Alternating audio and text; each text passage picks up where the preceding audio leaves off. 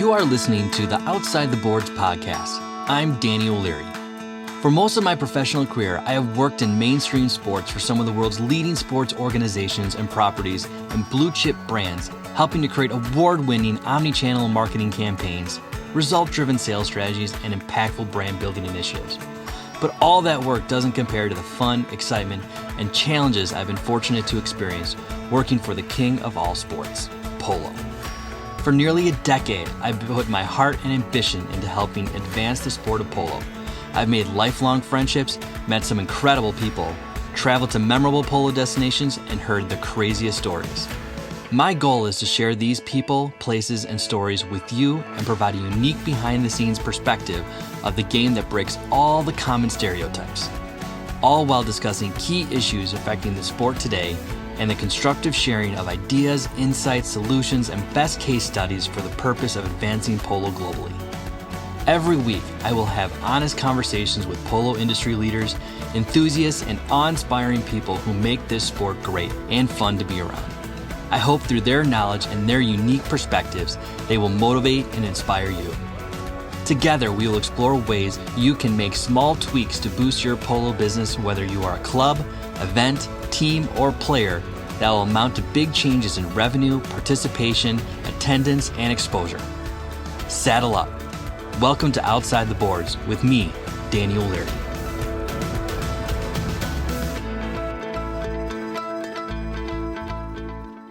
Hi everyone, Danny O'Leary here, and welcome to Season 3 of the Outside the Boards podcast. On this episode of Outside the Boards, I'm really excited to introduce you to professional polo player and Hall of Fame inductee, Mr. Jeff Hall. Jeff Hall is the all-American story. Raised in Santa Barbara, California and Houston, Texas, Hall began riding horses at just 4 years old. His father, an enthusiastic polo sponsor, instilled a passion for the sport.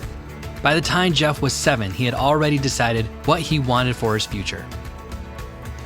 His dream of becoming a professional polo player became a reality at 12 years old, and he hasn't looked back since. Jeff has won every high gold trophy in the U.S., including the most prestigious, the U.S. Open. Jeff is also one of the only a handful of American players who have played in the highly regarded Argentine Open. Currently holding a 7-goal handicap, Jeff is one of the best players in the world and one of just a few highly rated American players. Hall currently has his fixed-wing pilot's license and enjoys golf and fishing in his free time. Although Jeff travels throughout the year, he calls his Houston ranch, New Pueblo, home where he enjoys life with his wife and sons. They also reside in Wellington, Florida during the Palm Beach polo season. Jeff is another player who embodies the sports spirit, an adrenaline junkie with a passion for the outdoors, even the most leisure of activities. Jeff has achieved almost everything you can achieve in this game. With that, he will be recognized for his achievements and have his name placed among the sport's greatest. Congratulations to Jeff and the Hall family.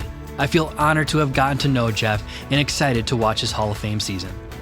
So let's get started, everyone. Enjoy.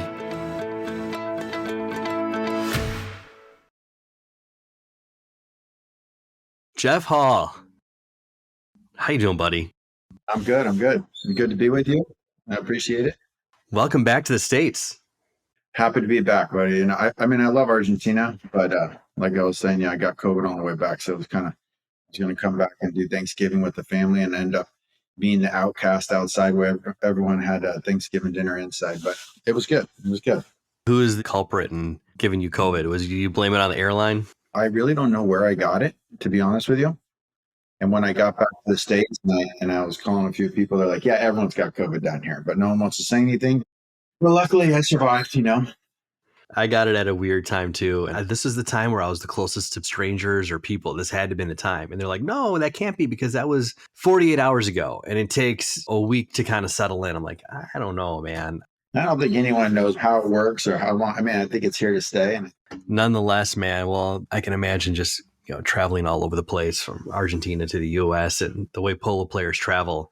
My gosh, you guys probably have been stuck with enough needles to protect you against everything. Yeah. No, it's definitely part of it, the traveling, Excellent, man. Well, Jeff, I'm excited to have you on. It's always nice to have a professional polo player on during the season. we don't get to talk to too many. I've had Jared Zenny in the past. I have had Hope Ariano in the past. I have Hazel Jackson coming on for this. So it's great to get players on to really get their perspective of the game from inside the boards. And, what goes right, what goes wrong, what needs to change, what do's right. Because sometimes, this is an opportunity for guys like you to really have a voice. You already have a voice. I mean, you're involved in the USPA. You're on the international committee. What other committees are you on with the United States Polo Association? I'm the chairman of the international. So I'm on the board of the Houston Polo Club, trying to turn that around, which I think we are. I'm involved at this stage of my career. I'm pretty involved, and I think I'll stay involved and probably get more involved. So I think it's kind of, you got to give back a little bit. I think polo's been great to me, been great to my family. And so I think you got to give back, a little bit. Now, where do you typically reside? You're in Florida now. Yeah, I'm in Florida now because my boys go to school down here. And so we have a home here and we have a ranch in Houston, just outside Houston. I mean, I love to spend time there, but realistically, I'm there like spring and fall. And then during the winter, I'm here in Wellington.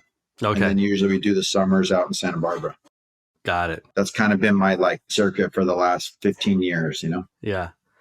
The life of a polo player, man. You follow the seasons of polo. I tell people, I'm like, being a polo player is kind of being like a surfer. You go where the waves are. Yeah. And you chase the sun, you chase the good weather, That is a good quote for a polo player. Said we chase the sun.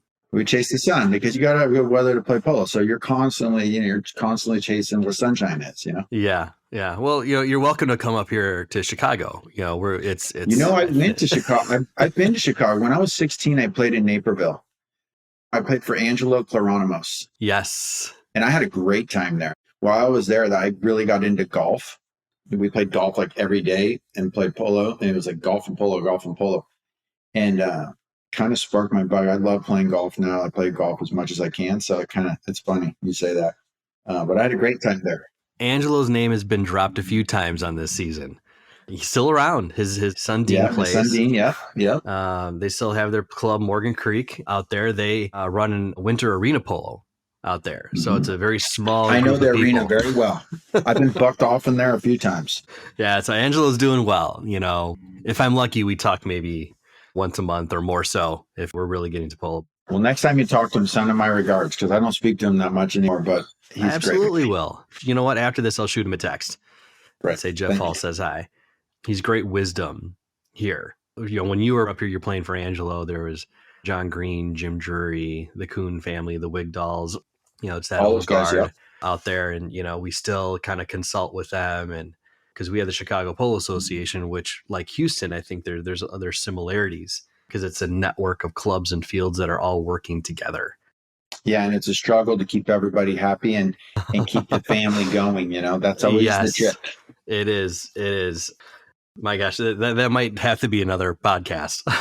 We could spend hours on that one. But yeah, I mean, basically, that's kind of, one of the things in polo, it's kind of like a family. You got to keep everybody happy and not fighting, It's that limit, it's that balance of keeping everybody happy. But like you said, that's another podcast for sure. It's small enough where it feels like a family and to appeasing everyone's interests, their beliefs, and where they want to see polo for them and the greater what's best for the group is always a challenge. It's always bouncing back and forth.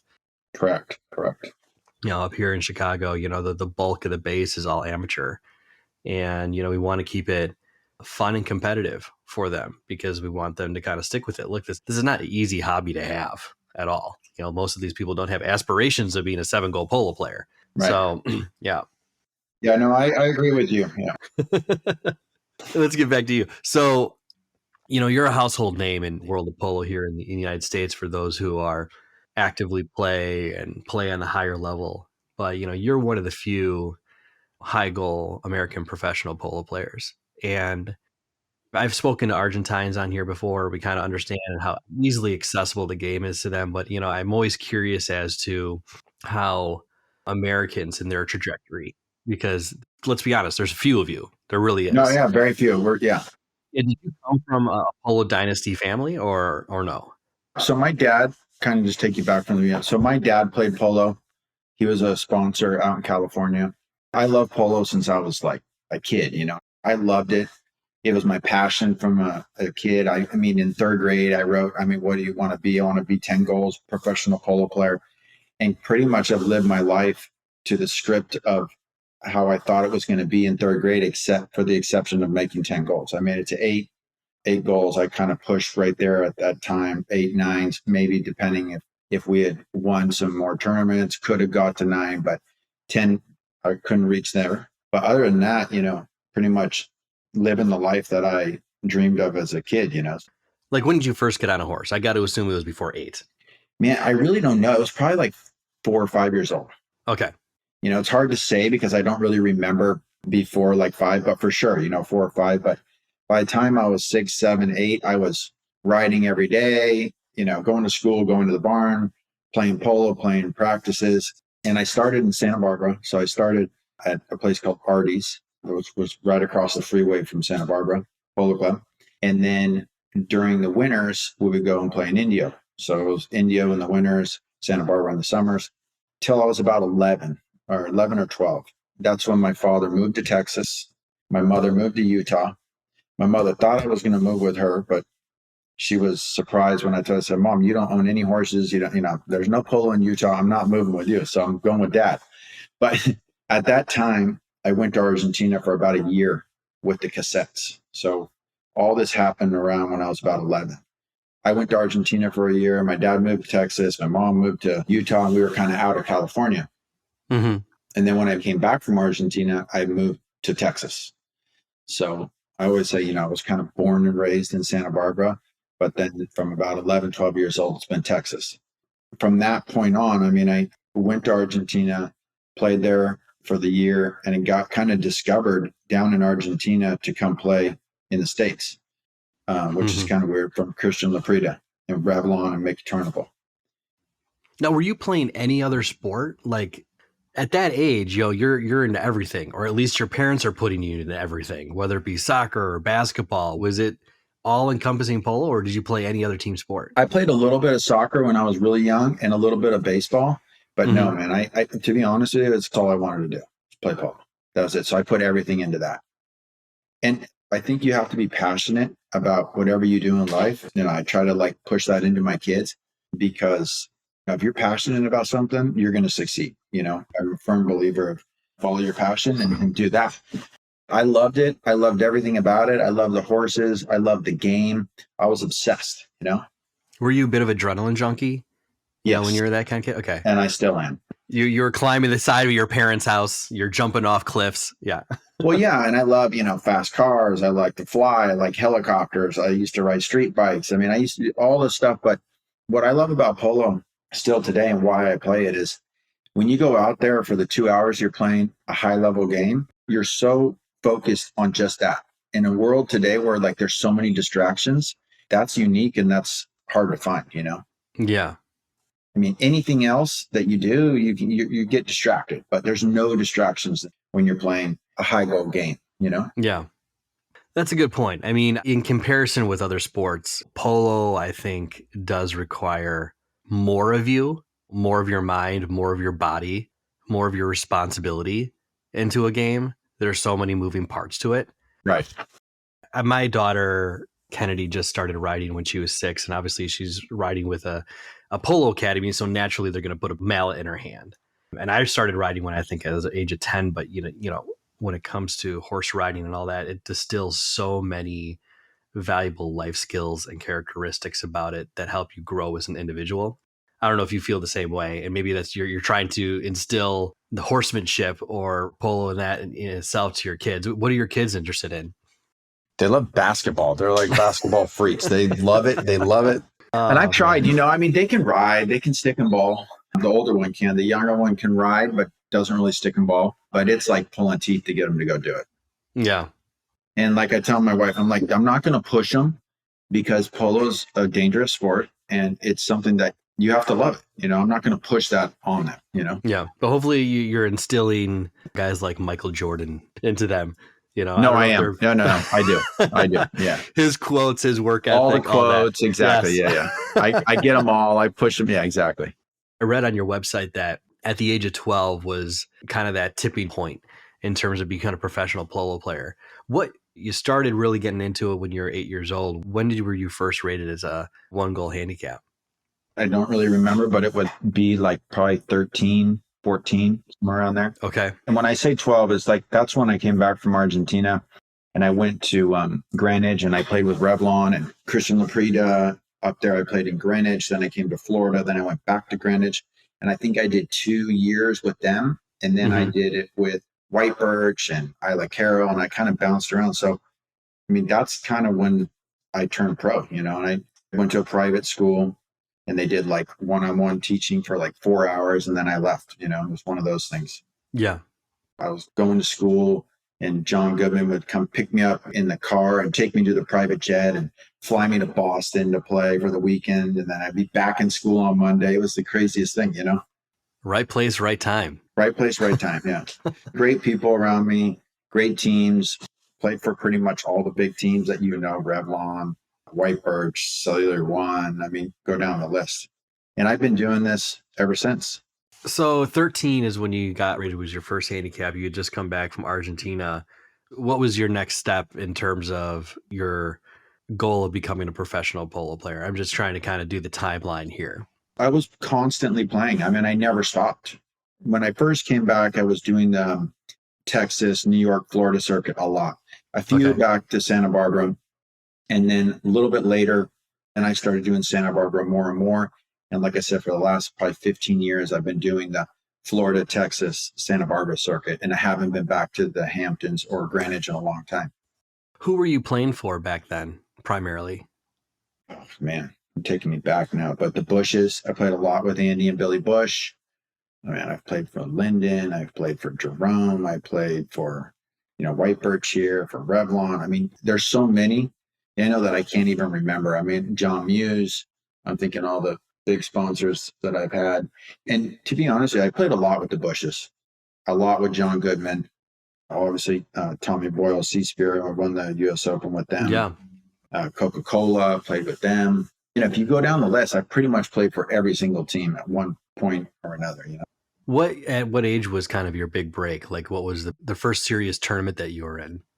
I was winning big tournaments down here in, 18, 19, 20 with the Bushes. I was winning the 22 goals and all those big tournaments, Every tournament that's 16 goals and above in the United States, I've won it. And most of them multiple times. There's only 2 that I haven't probably won multiple times. That's obviously the Open and the Gold Cup. But pretty much everything else, I've won them at least twice. Okay. Who is your coach during all this? Like, who is building your game? So, when you're young like that, you learn from the high goalers on the team. I mean, you take direction from them. They're like your boss or your, the quarterback. So, you play with all these teams and you play with all these great players and you're just constantly learning more and more and more. My dad always told me, like, listen to everybody, take what you can learn and listen to everybody. And so, I was very fortunate to play with all these really good players, Adolfo Mariano, Christian Laprida. I mean, you name them, I played with them. Gonzalo Pires, Facundo Pires, Nico Pires, Gonzalito Pires. I could just keep going down the list. And you learn from them, Is there any one particular person that might stand out that really helped your game at all? I've been asked that before. And I wouldn't say one particular person. I would say that all those people and all the people I played with have contributed something to my game, added something. And I never really looked up to one person either. I never really had an idol, Yeah. I just admired all the good players and I watched all the good players. Julio Arellano had the best near side. Esteban Pinella had the best net shot, Christian Laprida, he had the best near side back away. So it's kind of like you just kind of watch all the good players and take what you can learn from them, You're absolutely right. Everyone maybe like Adolfo Cambiaso is probably the best all-around polo player, but everyone else, might have their specific skill that outweighs anyone else or the competition. But Adolfo, in my opinion, he's the best player ever to live, in my opinion. But he's got something freakish about him that you just can't duplicate. Yeah. And you can't even really watch it and try to analyze it. He's just so instinctive, Mm-hmm. And he just adapts to the game. If you want to slow the game down, he slows the game down. You want to speed the game up, he can speed it up. You want to shut him down from running a goal and getting in tight, he'll shoot from far. I mean, so he's very adaptive, and I don't think you can duplicate that. That's a hard thing to That's do. like a Michael Jordan. That's just a freak thing on the field. It's one of those nature versus nurture thing. It's like, was he just bored with it? Or was it something that he was just constantly at the game over and over and over again too? Well, that guy, I mean, he eats, sleeps, and breathes the game, He's in everything. He's in the horses. He's constantly making his players better around him. I mean, he's the best, man. Yeah. And I don't know. I mean, I don't know if there'll be anyone better. Only time will tell. I love people always like, oh, he's going to be the next best. And I said, well, don't say that. I mean, only time will tell because he's done some freak things, that guy, I mean, look, we just won the Argentine Open with his kid. Yeah. Well, and then his daughter, did she win the Women's Open? Yeah. Yeah, exactly. Yeah. It's like he might as well just clone himself down there, just like he does with his horses. His kid's right there with him, Yeah. That he's a freak too. So we'll see. You never know. Maybe he can be better than his dad, but like I said, only time will tell. Is there anyone else in your mind like Adolfo that's just an all-round, in your opinion, who's one of the current best players in the world? Facundo Pierres is pretty amazing. I think, he's right there. Facundo's super good. He can do the same thing. He's got all those talents that Adolfo has. And then there's new players, there's a new generation, the Heta, Barto Castagnola, the Perotos. And there's quite a few. I mean, there's like a list of like 3 or 4 that are already like 10 goals. And then there's a bunch, and they're like 19, 20 years old. Mm-hmm. There's a bunch of, 7s and 8s and 5s and that are coming up. I mean, if you're going to ask me today who are the best 2 players in the world, I would say Adolfo and Facundo still, because they have the experience. You can put them on team. They can run the team. They know what it takes to win. And it's not just on the field. It's, it's everything off the field. It's preparing the team. It's the horses, making the right teams. I mean, it takes months and months to prepare a high goal team, get it to the field, and then make it execute. And then once you've got all those ingredients on the field, then it's just execution. But I think, the winning happens way before you even get to the field.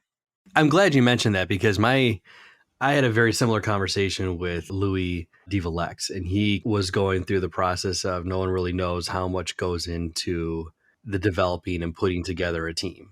That's true. For the players, the horses, everything. It's not like this is kind of slapped together and you guys go out there and hope for the best kind of thing. No, not at all. I mean, that does happen with some teams at the end when everyone's trying to like scrape it together and, get on a team and whatever. But I would say like your top 5 teams, they prepared right when the season ended last year. They started preparing the next day. Maybe they started bringing along a player before. I would say a good year out of planning with the top teams is probably about right. Outside the Board Season 3 podcast is presented by the United States Polo Association. The United States Polo Association is organized and exists for the purpose of promoting the game of polo, coordinating the activities of its member clubs and registered player members, arranging and supervising polo tournaments, competitions, and games, and providing rules, handicaps, and tournament conditions for those events. Its overarching goals are improving the sport and promoting the safety and welfare of its human and equine participants. Founded in 1890, the USPA is the largest voluntary sports organization in North America for the sport of polo. The USPA is currently made up of more than 200 member clubs and over 5,000 registered player members. It annually awards and oversees roughly 50 national tournaments hosted by its member clubs. For more information, please visit uspolo.org. So from your perspective, and for those who think that there's not that much preparing when it comes to putting a polo team together, can you summarize what goes into it and why there's so much time needed? Well, yeah. I mean, usually it starts with a team owner who has aspirations of winning the biggest tournaments in the country, right? So then they'll start with their one pro that controls and does everything for them. And they'll start working, okay, now we're X amount of goals. Let's say, we'll take, for instance, me and Michael Bickford for the last 5 years, okay? Because that's the last guy who recently quit, but, we were putting teams together, competing at the highest level. So At that time I was 6 and he was 2, so we were 8.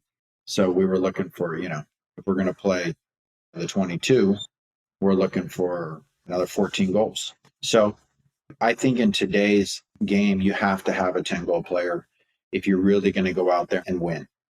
Maybe you go pick the 10-goaler that complements the team, complements you guys, maybe you guys get along with, because they all have different styles, right? Some pass the ball more, some are more offensive, some are more defensive. So then you pick that guy, and then you kind of build around, and then you go pick your 4-goaler, or maybe you have multiple 4-goalers that you're looking at. Maybe you're trying 2.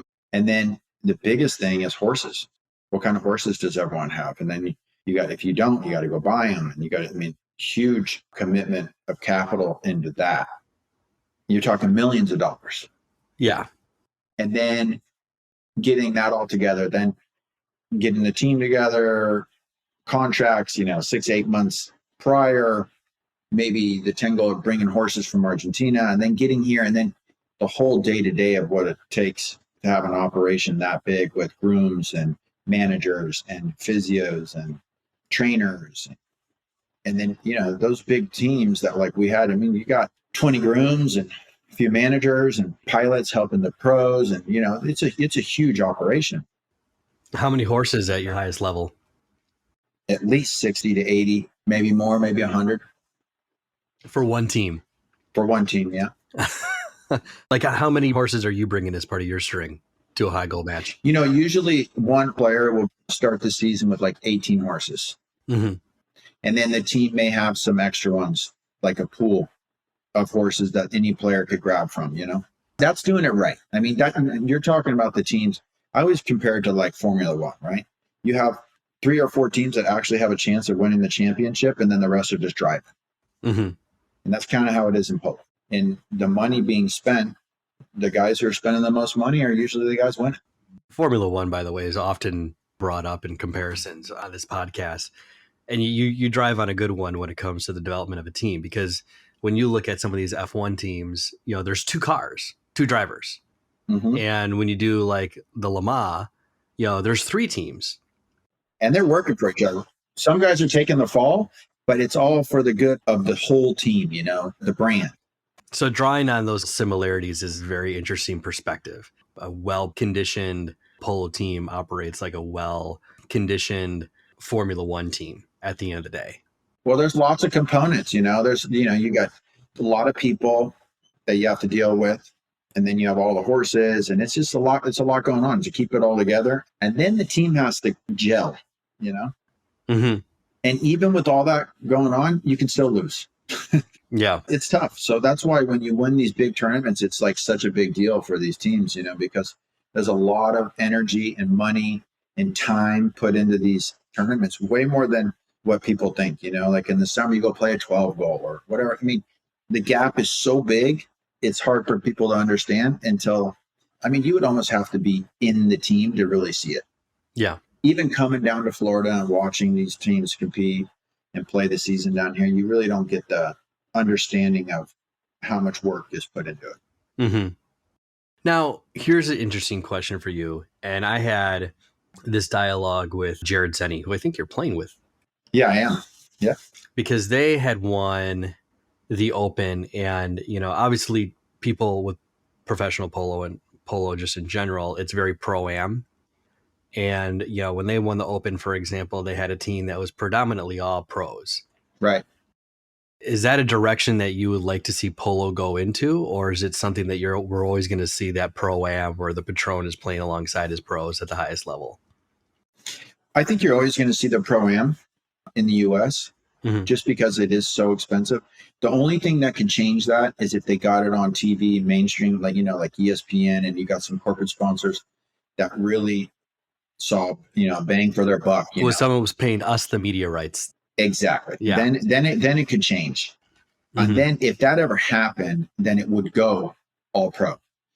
Part of the problem of getting it on TV is you do have that amateur with the pros.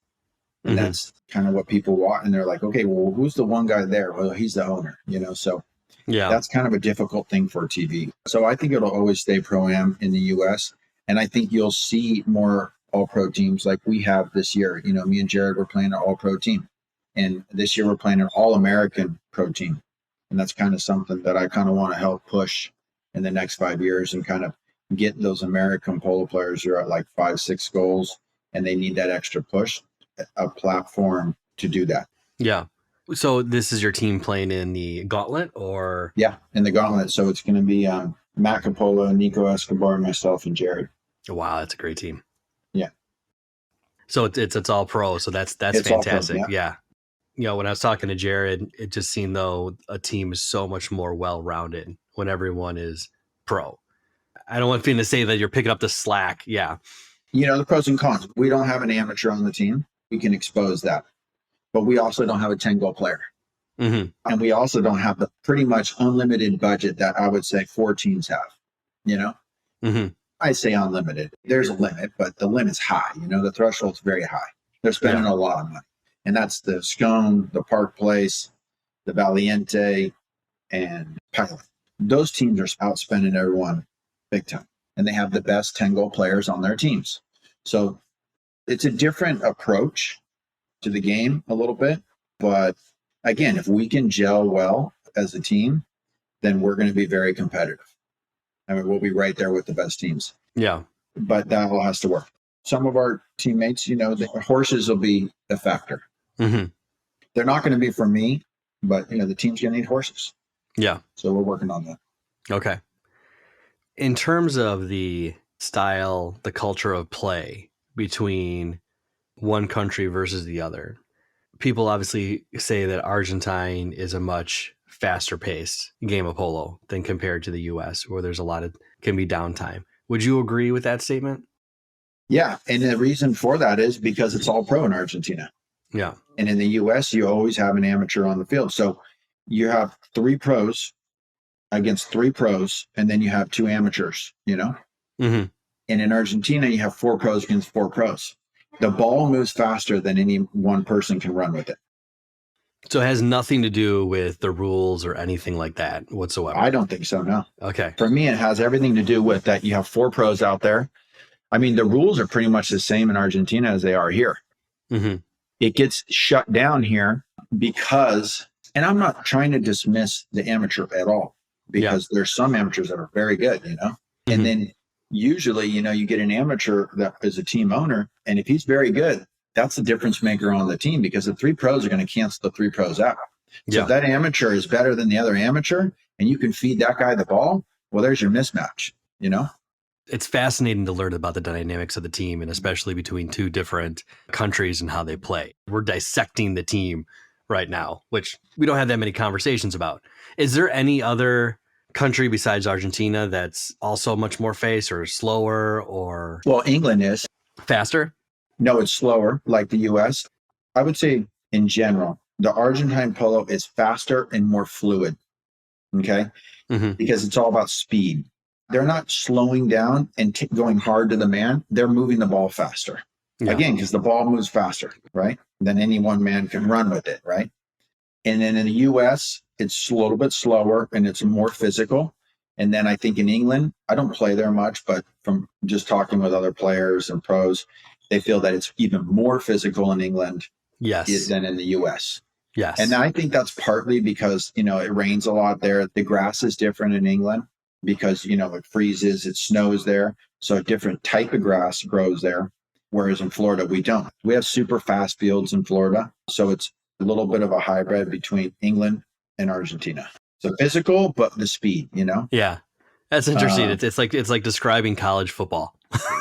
you know, if you're SAC or Pac-12, they throw the ball a lot, you know, versus here in corn-fed country, Illinois in the Midwest, it's big guys on the line, they're running the ball. But I mean, they pass the same. But when it comes to bowl season, everything has a tendency to equal out. But that's how I always see it if you're watching it on television. Is there anywhere in the world that polo is really starting to develop besides the big 3?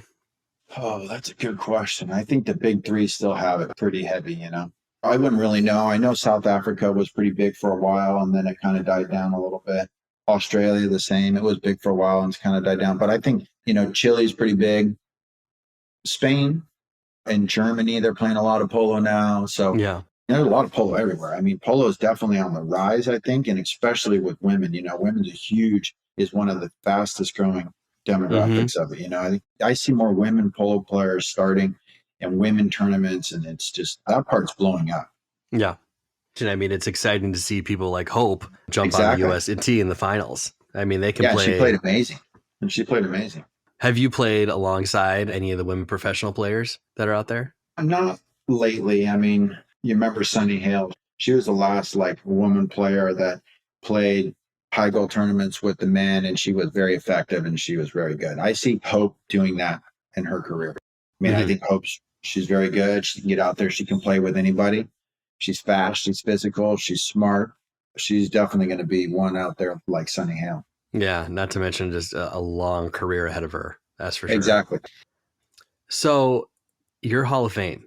You are officially being inducted. Come what? February. Were you surprised when we got that call? Or did you know it was happening? I was surprised, to be honest with you. I kind of felt like I would make the Hall of Fame eventually. You had that chip on your shoulder? No, I just thought, okay, look, I've won all these tournaments in the U.S. I just didn't think it would happen so quickly. And I'm 43, so I feel like I have a lot of good years left in me to play. And it's kind of like funny, usually you think of people in the Hall of Fame, they're like retired or they're dead, Yeah. So there are a few, I think someone put out the other day, the first player to still be playing high goal tournaments and playing was Memo, to be inducted into the Hall of Fame. Mm-hmm. So I guess I'd be the second, Oh, I thought Adam Snow was too. I could be wrong. Maybe Adam Snow was. I definitely know I'm the youngest, but I'm honored to be inducted and thought of alongside with all those legends that are in there. So, I'm very excited about it. I'm happy about it. I guess this year when I won the 10th Silver Cup, I kind of felt like, okay, maybe it could happen a little sooner. I got this locked in. I'm clearly a shoo-in for it. I don't know. I don't think like that, but but I was surprised when I got the call. Well, you know what? At the end of the day, you put all of your passion out onto the field and probably never really looked ahead at these awards or anything like that. It's like the guys who are in the running to win the Heisman. I can see how that could really cloud your judgment pretty damn fast to put your name on that trophy. It's not like I ever thought about it, and part of the reason why I have such a hard time remembering what happened 10 years ago is because polo is such a seasonal sport, right? Mm-hmm. And you're always focused on the now and the future. It's kind of like whenever you win something, you win it, okay, that's done. And you forget about it. Yeah. Because you're constantly focused on the present and the future, the present and the future, present and the future. And you have to think that way to stay alive and stay relevant in the game and keep jobs. And, it's a hustle, That's exactly kind of what Jared mentioned. And Jared's younger. And he's just like, oh my God, you're jogging my memory here. It's just like, you're not that old. It's no, honestly, this happens to me all the time. Like, you remember? I'm like, I honestly don't remember. I'm sorry. I mean, literally, I don't, but you're right. It's nice to be recognized for your dedication and your commitment to the sport. I guess that's what this is about, I guess. Mm-hmm. So where do you see yourself in like the next 10 years? You're 43, right? Yeah, I mean, I want to play hard polo probably for the next 5 for sure. And then I kind of want to see where it goes from there. Mm-hmm. I got 2 boys. They're not interested in polo. That could change. You never know. So I kind of keep that like in the back of my mind. That's why, I keep the ranch, I keep the horses. I mean, I love that. And then, I'm a family guy, so I want to spend time with my boys and my wife and, be present in their life, whatever they decide they want to do and the path they want to take. So it's kind of like, at the moment, I'm in a juggle. I know I want to play for 5 more years for sure. Mm-hmm. After that, I really don't know. So, preparing myself for if I don't want to play in 5 more years, how I do that, which I'm working on that as well. But I'm still focused 100% on polo, playing high goal polo. I want to play polo for as long as I can be good in high goal polo. Okay. I mean, I don't want to like trickle down and then just play 12 goal and then, no, that I don't want to do. That means you're just going to stop playing at that, or would you? Yeah, probably. Yeah. Okay. I mean, because for me, what I love about it is I love the adrenaline. I love the competition, Mm-hmm. I like to go out there and compete at the highest level. When I feel like I can't go compete at the highest level, then I think it's time I would take my energy and I would spend it elsewhere. Now, where would that energy be spent? I mean, I feel as though for most people, they're not going to get out of the sport that they've competed at the highest level. They're going to be instructors. They're going to be umpires. Obviously, you're being involved on the USPA side of That's not me committees. though, you know. Okay. That's not me. I mean, I'm committed right now and I'm involved, but again, like when I can't compete at the highest level, I have zero interest in being a coach. I have zero interest in being an umpire. I have zero interest in doing any of that. I love the game. I love the game. I love the competition of the game. I love horses. I'll probably always have that. But when I can't compete at the highest level, then I'll probably do something else. Commentator for ESPN? No, I mean, look, I love golf. I love to go fishing. And again, I got 2 boys and a wife, and whatever they decide to do, I want to be present and support them.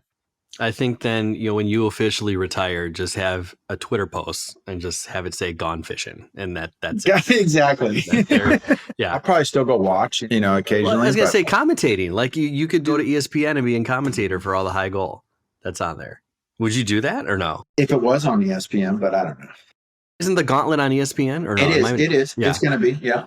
Like I said, polo has been amazing to me. It's always going to have a spot in my heart. Like I love polo, but I've also played polo my whole life. There's other things out there too. Yeah. I'd like to do other stuff, like I said, but we'll see. Right now I'm still focused on polo. Outside the Board Season 3 podcast is presented by the National Polo Center Wellington. The National Polo Center in Wellington, Florida is located in the heart of South Florida's legendary horse country. The permanent home for polo in America, NPC is owned and managed by the United States Polo Association to showcase the finest the sport has to offer. The association's premier event, the Gauntlet of Polo, takes place from February to April each winter season. Throughout the year, the facilities are also used to showcase USPA member clubs and prestigious national tournament competition. Watching polo from the stadium, private boxes, fieldside tailgates, or special hospitality tents, all overlooking the US Polo ASSN Field 1 is an unparalleled experience. NPC invites you to enjoy the best polo in the country, taking place at one of the most beautiful venues in the world, the National Polo Center Wellington. For more information, visit nationalpolocenter.com. What's your golf handicap presently? Probably like 8 right now. All right. Yeah.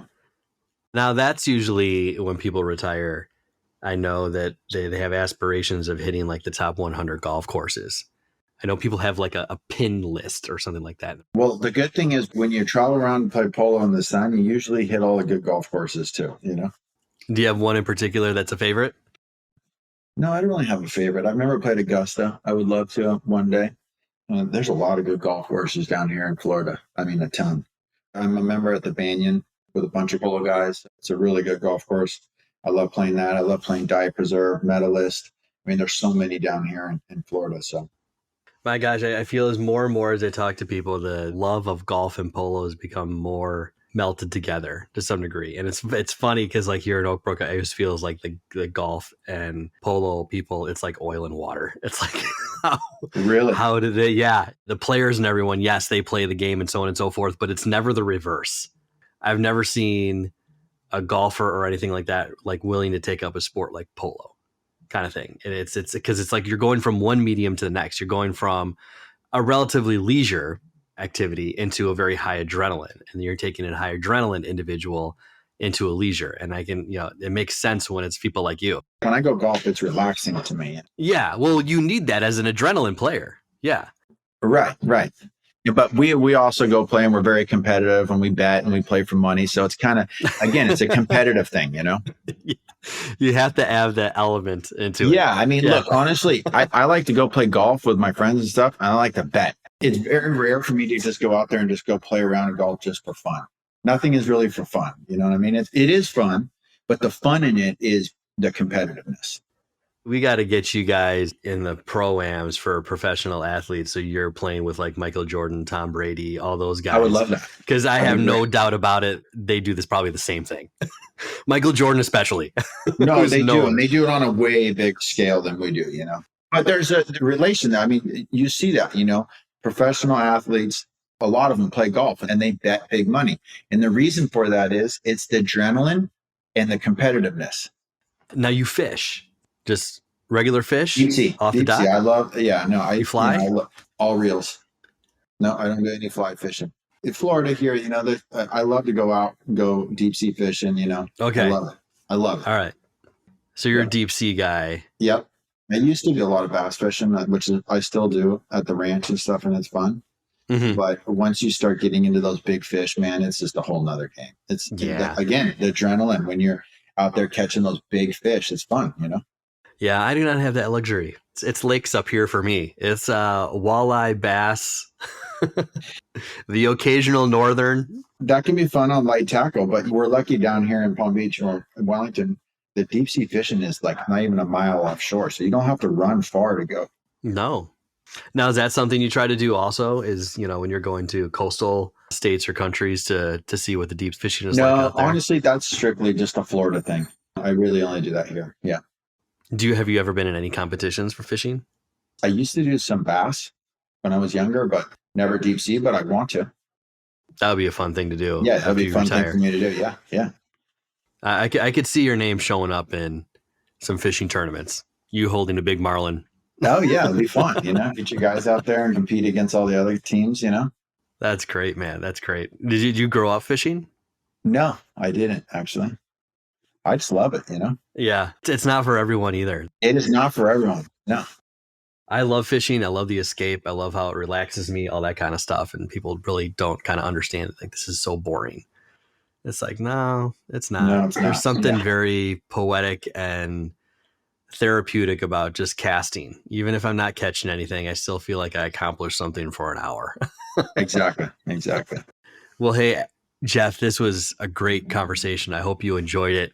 Imparting and kind of ending this interview, is there some last minute words or insight in terms of what you feel is going wrong with polo or what's going right with polo these days? Is there anything you would want to see changed at all? Well, first of all, thanks for having me. I've enjoyed the conversation as well. I think polo's in a good place right now. I really do. I think the rules are good. There's a new push, from Argentina, and you're going to see it in the US to kind of make polo not as dangerous in the ways of, of bumping hard and coming with hard angles and stuff. So I like that. I think the sport is growing. We'll have to see with the economy. The economy in polo's always goes up and down with the economy. If we get into a bad recession, polo's going to decline for a while, Yeah, it's definitely not a recession-proof sport. There'll always be the highest of the highest playing, but you'll see instead of 15 teams in the open, you'll see 6 to 8 in a really bad one. Yeah. So hopefully that doesn't happen, but I think polo's in a good place. It takes a lot of work, like in the beginning of our conversation with trying to balance everything and keep everybody happy. So everyone needs to keep working towards that. And I'm going to keep doing the same. I kind of feel like American polo players are becoming like more a thing of the past and could possibly become non-existent if we don't really push to develop, which I think we are, but I think we need to keep pushing and to get, our 5 and 6 goal players to 8 goals, Yeah. That's what I would like to see. Who are the top American polo players right now that are like 7 goal and above? You, Jared, who else is floating in there? Me and Jared, Nick. When you say American, there's a lot of Argentines with American passports. Yeah. And they're Americans. They're not homegrown Americans, guys, from the United States, born and raised, went to school here, American kids, you know what I'm saying? Mm-hmm. Very few. Very, very few. I would say that, the Mackenzie Weiss is coming up and the Nico Escobar, Lucas Escobar, and you got Mac Capola. The push is to get those guys to 8. How do we do that? I think we as Americans and our association needs to really find a platform for that. I'm working on that right now. Mm-hmm. I get along with everybody, and I went to Argentina, and I'm friends with all those guys. And it's very important that these American guys go to Argentina and compete because they are the best players in the world, and they always will be, Yeah. Just by the sheer volume of players down there, the sheer volume of polo being played down there, it's the polo mecca of the world. I think it always will be. Definitely in my lifetime, and that's not going to change. So, yeah. I feel like there's something recently, I think it was either a year ago or 2 years ago, and Jared had just won the Open. He just won the camera. Yeah. which is a very hard tournament to win. I tried to win that. I've been in the finals like 3 times. I've probably played it 8 times, and he just won it. So that congrats to him, man. That's a huge win for him. But like, I think it was the Open, and I think you were here in Chicago where he's from. He's from Lake Bluff. And it just so happens that one of the magazines, who is a media partner of ours, crossed him like, did you know that this kid is from where you are and he's an American pro and he's killing it out there? And they're like, what? This is like, yeah. It's like we tried to push him locally because obviously Chicago loves their sports. It's just like you got this born bred and polo fed kid that is crushing it out there on the international level. It's just like, come on. With shows like Yellowstone and everything like that popping up, the whole entire cowboy and horse culture thing that's out there. Yeah, it's gotten big. And it's funny because I often talk to people about the polo demographics and what have you. And I tell them, like, look, it's not all about the pomp and circ that you might think it is. I know when you think of polo, you think of Pretty Woman, you think of the royal family, all that kind of stuff. Yeah, everyone thinks that's the first thing they think. Yeah, when you pull back the curtain, it's different. No, it's a serious sport. And I'm glad that like the USPA, the Global, they've gotten ESPN, and they love it, by the way, ESPN, from what I hear. I think they're going to broadcast like 10 games this year, which is huge. That's huge. So hopefully they can keep the traction and keep going, you know? Yeah. Because it is a serious sport, and it is fun to watch. I mean, I've never taken anyone to polo and they don't like it. Never, not once. Same here. I take all my former life and mainstream sports friends, and they'd be like, are you serious? Like, are you kidding me, man? This is insane. Yeah. Especially when you show them the super high level stuff, you know? Oh, yeah. You remember when Tiger Woods came out with that commercial where he's just bouncing the ball on the wedge, right? And he hits it. Yeah. And it's just like, let me show you something else that's similar to that. I don't know if it's Adolfo or someone going half the distance of a polo field, just bouncing it on the end of his mallet and just wailing it in there. It's like, these guys are athletes on another level that defy physics. A lot going on a horse, full speed, you know? Yeah. You want to get those like sports science shows and apply it to polo. Right. How hard does a baseball player hit a ball? And then let's compare that with a polo player hitting their ball. We'll put it this way. Yeah, I started wearing this. I don't know if you know what the whoop is, right? You know, the whoop, they have them on all the athletes, especially a lot of the golfers. You know, they track their data while they're playing, and they put it up on the screen and their heart rate. And, you know, I don't know. Have you ever seen that? I haven't heard of the name. I know the technology exists out there, but not the name. It's called the whoop. It's like WHOOP, you know? Mm-hmm. And I bought one like before the summer last year because I love data and numbers and tracking and all that. And when I tell people what my whoop, you know, I'm burning 16, 17, 1,800 calories in a polo game with like, you know, max heart rate of 185 and like sustained at like 160 to 180. They're like, are you kidding me? I'm like, that just shows it, you know, how demanding it is, you know? And then there's the horse side of things. Like, I think I think it's called Equitrack. They have something similar to what you just described. Yeah, they do for the horses. Yeah. And it's just like, get them on the horses. Let's track it for that. And I know they haven't really been done much in the polo, but it's just like, you guys got to get into this. How can we outfit all those horses with these devices so you can track it? Like, what's the distance that they travel in amount of a trucker? What is the highest speed that they're going? What is their heart rate? Somebody what are they was doing that, and I don't remember who it was, but somebody was doing it. I mean, like yourself, I'm a data hungry guy, and that just shows the world, especially when you can compare it to other sports. And numbers don't lie, you know? Yeah, they don't. I think there was a statistic or something where they did a ranking of the most physical enduring sports or something like that. And like boxing was like the number one. And everyone's like, yeah, boxing. I would say MMA, fighters. Like what those guys do to train the endurance and so on, they're technically the best all round athletes. So the guy I train with here in Wellington, he trains a lot of fighters. And when those guys come in and train, they blow me away. I'm like, I can't believe how much they train, you know? Yeah. And how hard they train. Well, hopefully you're blowing them away. Unfortunately, I'm not, you know, I train for like an hour and 10 minutes. These guys are in there for 3 hours, you know?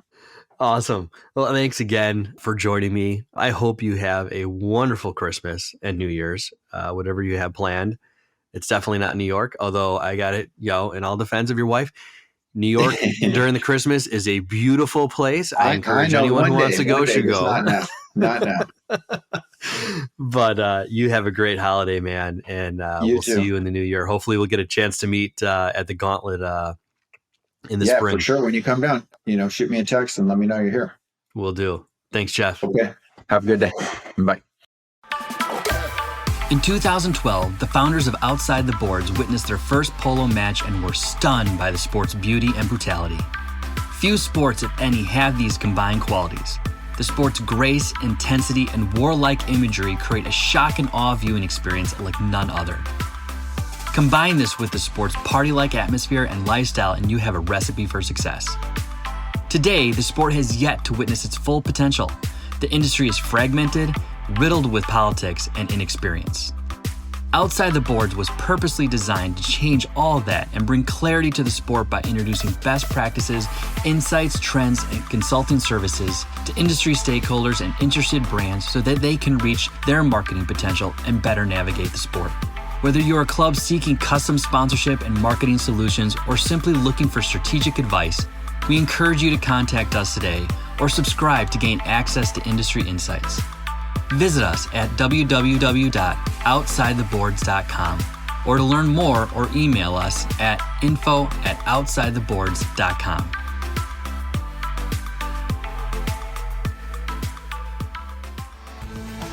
Now we have reached the part of the show where we address outside the boards issues affecting the sport of polo with the sharing of insights, ideas, and best practices towards solving everyday marketing, branding, and sponsorship problems, avoiding bad habits, or helping to navigate through new trends and how to best leverage those opportunities.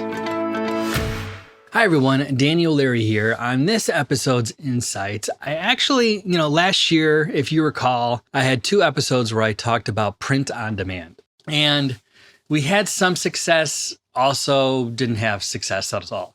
The market when it came to supply chain was still very, very hard on our end. So the turnaround for a print on demand product for a more quality item took anywhere between 6 to 8 weeks. That is an incredibly long time.